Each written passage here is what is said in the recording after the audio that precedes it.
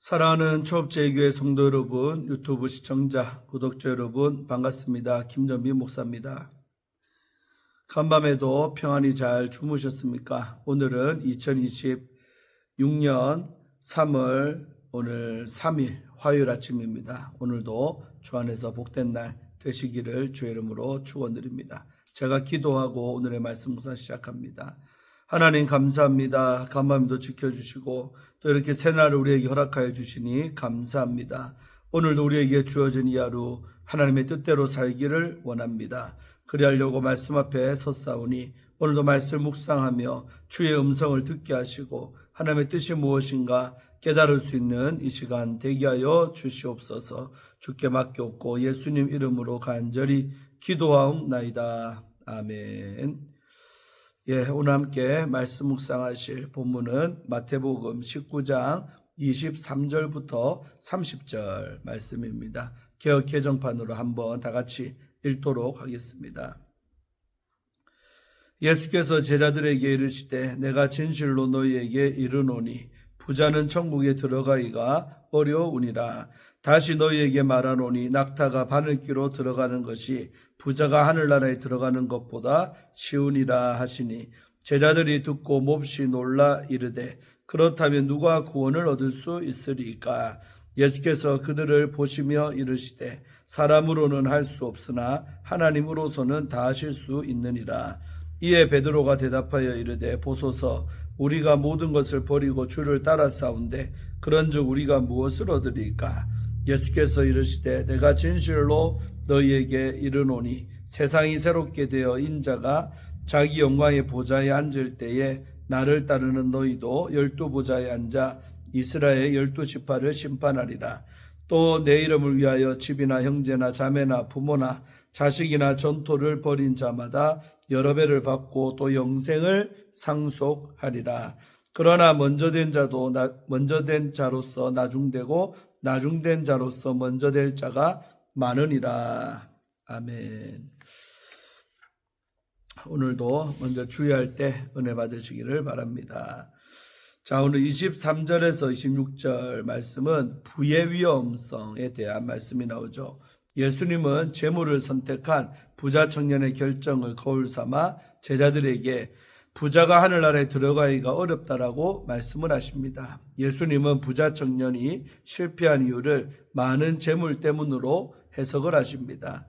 그는 재물이 많아 예수님을 따르지를 못했습니다. 예수님은 이와 관련해 비유를 말씀하십니다. 낙타가 바늘길을 통과하는 것이 부자가 하나님 나라에 들어가는 것보다 더 쉽다라는 것입니다. 24절의 말씀이죠.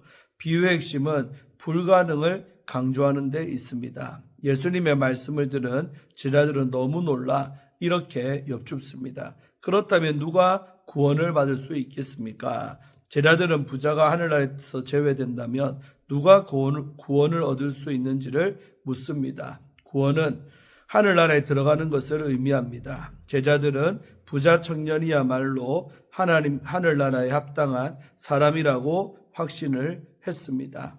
부는 유대인들에게 하나님의 복을 증명하는 표시였습니다. 제자들의 반응에는 부자는 하나님의 복을 받은 사람이라는 전제가 있습니다. 하지만 부는 구원을 받는 조건도 아니며 구원을 입증하는 열매도 아닙니다. 부를 의존하는 것은 자신의 안전을 보장하는 주체를 하나님에서 부로 바꾸는 행위로서 전형적인 우상 숭배에 해당합니다. 예수님은 제자들에게 사람들은 구원을 줄 수가 없으나 하나님은 주실 수 있다라고 말씀하십니다. 26절의 말씀이죠. 구원은 사람이 획득하는 것이 아니라 하나님이 주시는 선물입니다. 하나님의 능력으로는 부자 청년도 하늘나라에 들어갈 수가 있습니다. 그러나 그는 재물을 의존하기 때문에 하나님의 능력에 자신을 맡기지를 않았습니다. 땅에서 안전하고 풍요롭게 사는 것이 인생의 전부라고 생각하면 재물보다 더 의지하기 좋은 대상은 없을 것입니다. 예수님 당시 유대 사회에서는 우상을 만들어 숭배하는 것은 사실상 불가능했습니다. 그러나 눈에 보이는 형상이 아니더라도 미래의 안정과 평안을 약속하는 것은 무엇이든 우상의 자리에 설 수가 있습니다. 돈은 하나님께 맞설 수 있는 매력을 가졌고 예수님을 따르지 못하게 만드는 강력한 힘을 갖고 있습니다. 재물이 많을수록 구원의 길을 선택할 가능성은 더 낮아집니다. 그러나 인생이 일시적이므로 재물도 생명과 함께 사라집니다. 이 땅에서 안전을 보장하는 재물이 아니라 생명을 주시는 하나님을 의존하는 것이 영생과 구원을 얻는 유일한 길입니다. 재물이 아니라 예수님을 따르기로 선택한 것은 하나님께 의존하는 것과 같습니다. 제자들은 부자를 부러워하지 말고 예수님을 따르는 길을 최고의 가치로 여겨야 합니다. 다음으로 27절에서 30절 말씀은 제자들을 위한 약속이 나오고 있습니다. 베드로는 모든 것을 버리고 예수님을 따른 자신들에게 어떤 보상이 주어질지 여쭙습니다. 27절의 말씀이죠. 그들이 실제로 모든 것을 버린 것은 아니더라도 순회하는 예수님을 따르는 생활은 모든 것을 버린 것과 매한가지였습니다. 12제자를 대표하는 베드로의 생각은 제자들의 생각을 대변합니다. 예수님은 제자들을 위한 보상을 약속하십니다. 28절의 말씀이죠. 세상이 새롭게 되고 인자가 오실 때 제자들이 이스라엘 12지파를 심판하실 것입니다. 세상이 새롭게 되어라는 표현은 새 세상으로 번역될 수가 있습니다. 새 세상은 인간의 역사가 끝나고 시작되는 새로운 나라, 즉 영원한 나라를 가리킵니다. 새 세상은 예수님의 재림으로 시작됩니다. 인자가 그의 영광의 보좌에 앉는 장면은 예수님이 종말의 심판자이심을 보여줍니다. 영광의 보좌는 하나님의 보좌가 아니라 인자의 보좌입니다. 예수님이 첫 번째 오셨을 때는 고난받는 종으로 오셨으나 두 번째로 오실 때는 재판장의 역할을 하실 것입니다. 인자와 12제자의 관계는 다니엘 7장에서 인자 같은 이와 지극히 높으신 이의 거룩한 백성의 관계와 비슷합니다. 제자들은 12보좌에 앉아 인자가 행하는 심판에 참여할 것입니다. 여기서 심판하는 것은 다스림을 의미합니다. 예수님을 따르기 위해 모든 것을 버린 제자들은 가장 높은 권위를 얻을 것입니다. 예수님은 또한 내 이름을 위해 잃는 자들에게 주어질 상을 약속을 하십니다. 29절의 말씀이죠. 예수님의 이름으로 버리는 것은 예수님을 향한 충성심 때문에 고난을 받는 삶을 의미합니다. 예수님의 길을 따르는 제자에게는 하나님이 주실 미래의 유업이 기다립니다. 100배는 버린 것과 비교할 수 없을 정도의 복을 강조합니다. 이 보상은 하늘에서 얻는 것과 새하늘과 새 땅에서 의인들이 상속받는 것도 포함합니다. 예수님은 특히 영생을 언급하심으로써 부자가 얻지 못한 영생을 제자들이 받을 것을 확언하십니다. 예수님 때문에 고난받는 제자들이 미래의 보상을 얻는다는 약속은 첫 번째 순환 예고, 후에 하신 말씀을 떠오르게 합니다. 누구든지 예수님을 따르려면 자기를 부인하고 자기 십자가를 지고 져야 한다고, 예수님을 위해 목숨을 잃는 사람을 다시 얻게 될 것입니다. 사람이 천하를 얻고도 목숨을 잃으면 아무런 유익이 되지 못합니다. 26절의 말씀이죠. 인자가 아버지의 영광으로 천사들과 함께 올 때 각 사람의 행위에 따라 재판을 할 것입니다. 27절 말씀이죠. 부자 청년은 영생을 얻고 싶었지만 예수님을 따르면서 겪는 어려움을 선택할 수가 없었습니다.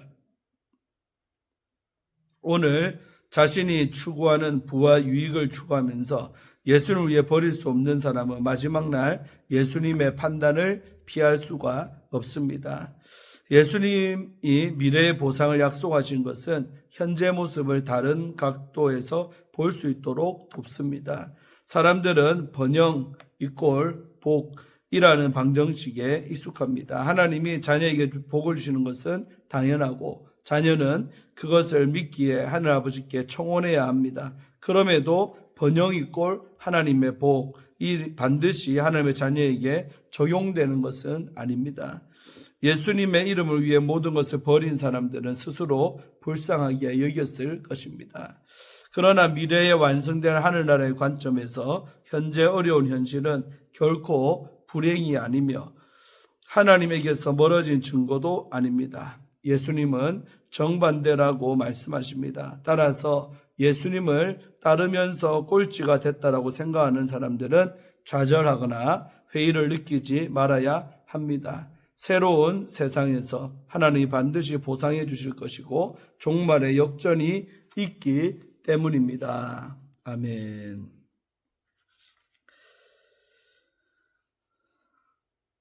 오늘 주에는 마쳤고요. 우리 nothing is impossible 영어인데 불가능은 없다 이 말이죠. 아니죠. nothing is impossible. 자, 함께 이 주제를 갖고 묵상할 때 은혜 받으시기를 바랍니다. 한국 유리 창업주가 되는 우리 최태섭 장로님은 재산을 사회와 교회를 위해 넉넉히 흘려보낸 기업인으로 알려져 있습니다. 과거에 재벌들의 부정부패를 조사하기 위해 가택수사가 진행된 적이 있었는데 최 장로님의 집은 다른 재벌들과 달리 너무나도 검소했습니다. 이에 놀란 수사관들이 오히려 경찰서에 구금된 그분을 대접했다고 합니다.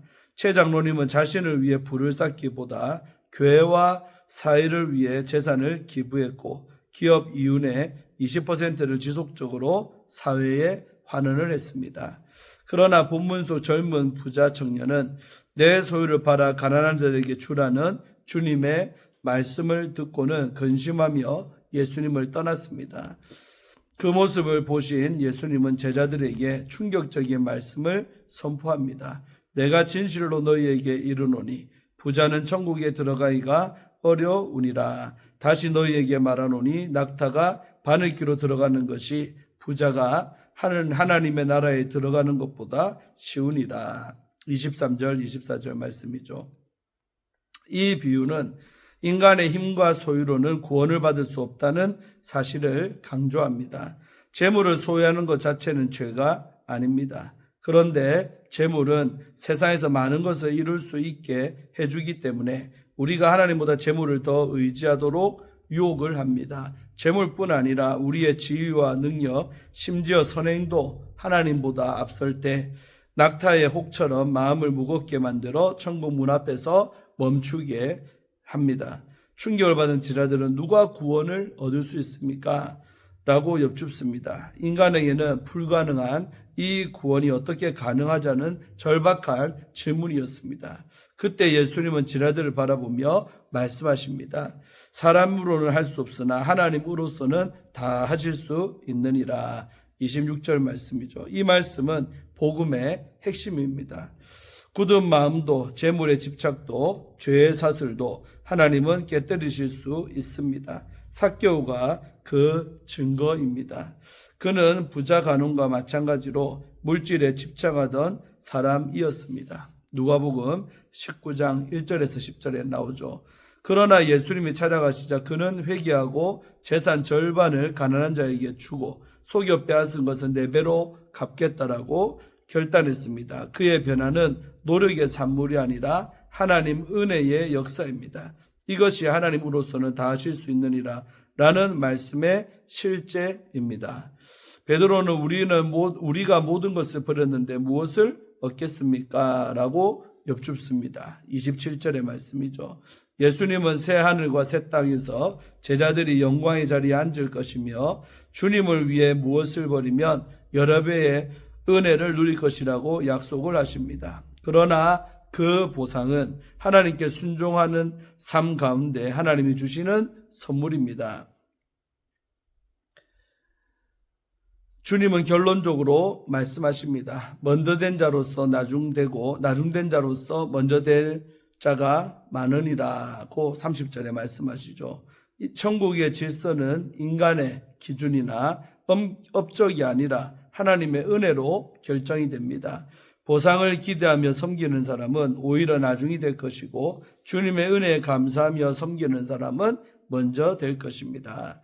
먼저 된 자로 먼저 된 자라도 하나님의 은혜를 거부하면 결국은 나중된 자가 됩니다. 하나님 말을 의지하는 나중된 자는 하나님의 은혜로 먼저 된 자가 됩니다. 사랑하는 우리 초업제일교회 성도 여러분, 우리는 구원이 인간의 능력이나 소유 또 노력으로는 결코 이루어질 수 없지만 하나님께는 불가능하다는 복음의 진리를 다시 붙듭니다.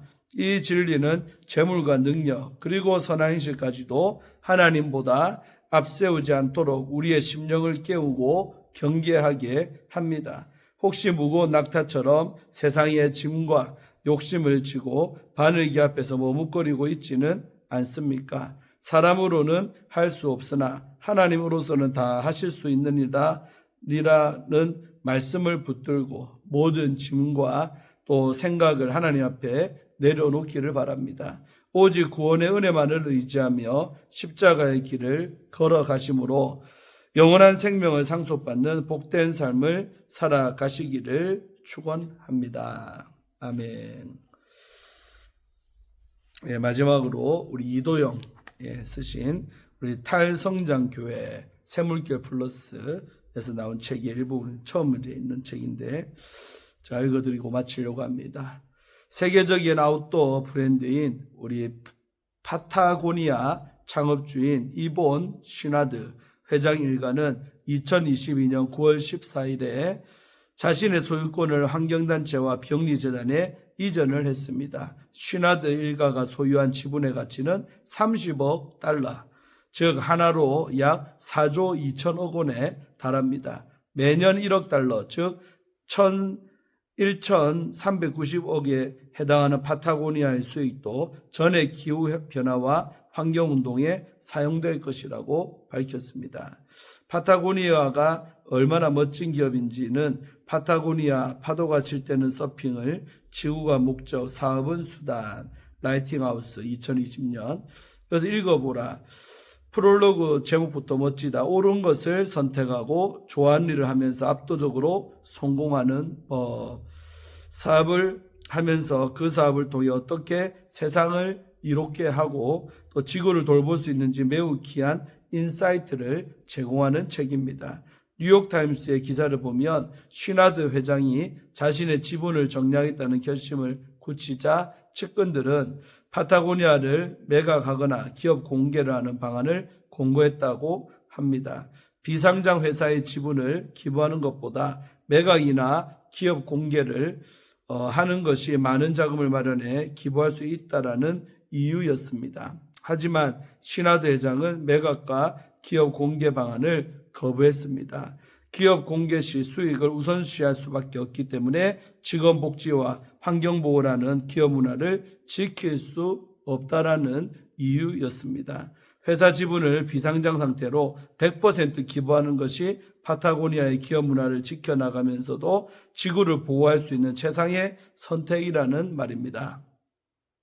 많은 그리스도인 부자들이 쉬나드 회장처럼 행한다고 상상해 보라.